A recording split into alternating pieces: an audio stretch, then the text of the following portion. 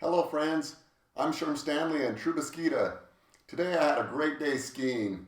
I went up to Snow Basin and it was a beautiful bluebird day. And it reminded me a lot about how to learn. To learn how to ski, it doesn't come really super easy. And I also reflected upon my career as I've had patients from ages of 9 months old all the way up to 99 years old. In working with such a variety of different types of patients over the years, I've learned that I can learn from everyone. And learning is a skill. You have to practice learning. Too often in our lives, I think we just quickly give up and say, I can't do it. But it's one of those things that we have to keep pushing on, and we have to learn how to learn at times. Sometimes algebra might not come really easy to us, and we have to keep going over the formulas and over the formulas to try to get through to learn a formula. In life, it's a lot the same. For me, I reflected back today as I was skiing on this pristine corduroy with beautiful blue skies about my first time skiing. When I was 18, my friends took me skiing. I had never been before, didn't know what I was doing, and as typically goes with friends, they took me to the very top of the mountain and said, "Follow us." And so I didn't know what to do, so I followed. So down I went, pointed my skis towards the bottom of the ski run, and they were making beautiful turns, and I was just flying along knowing I was about to die. The only way I knew how to stop was to tip over. I knew that the instant gravity would pull me to the ground and the friction would eventually bring me to a stop, which it did over and over again. So by the end of the day, I was soaking wet, I was bruised, I was battered. One of the skis I had been skiing with was broken in half. And that's just how violent my crashes were at times. So it was pretty hard on my body. It was a rough learning curve. So I quickly thought, why ski? This is not fun. I don't need to pay money to somebody to fall down a mountain. And sometimes I think that's how we also feel in life. That we try something, we haven't learned how to do it properly, and I'm going to give up. And the excuses can be, it's too expensive. I don't have the physical ability.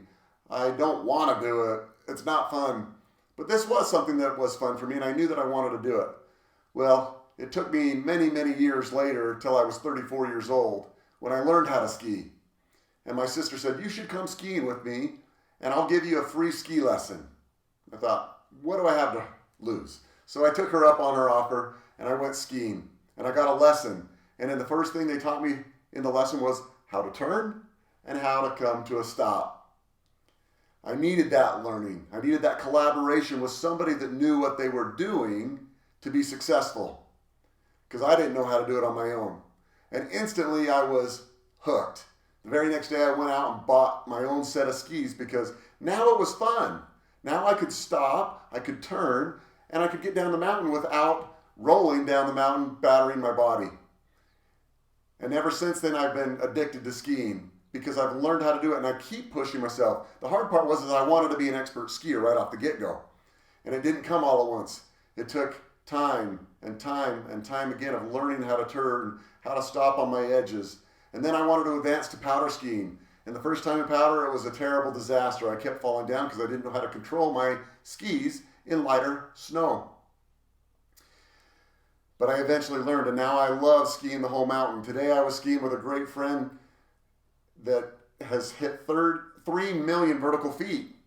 What a feat to be able to ski with somebody that's such a great skier. And this has happened over years of practice, of learning, and I still have a long ways to go to become a better skier. It's a good thing I enjoy it, and I want to keep learning by watching those that are better, learning and collaborating with those that are better. And that's what we have to continue to do in life. When I had a 9-month-old, what could I learn from a 9-month-old when I was treating this infant? But I learned that it's okay to be vulnerable, that 9-month-old could still get his message across by whining. I instantly knew that he was uncomfortable. His mom instantly knew the whimper of, "I'm hungry." And so even a 9-month-old was able to teach me. A 99-year-old, on the other hand, had a vast life of experience that I was able to pick and learn so many stories, but I had to listen. And that's another key with learning. We have to use our ears. We have to absorb what is being taught to us. And then we have to put forth the action and commit to making that learning mean something to us in our lives. Maybe it's in our business. Maybe it's in our schoolwork with our teachers. Maybe it's at home with our family or a spouse. Those are things that we need to continue doing to learn.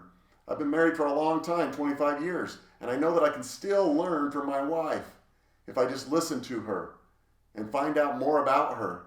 It's a constant process of learning, and it's something that brings us to greatness. As we learn more, we are more successful, and we're going to have more joy in life. So I commit you today to learn more. Learn how to learn. Be patient. And when you have something that you want to go after, grab it with both hands and learn and enjoy the thrill of that learning and where it can take you. This has been another Trubiskita moment, making it great. We'll talk to you next time.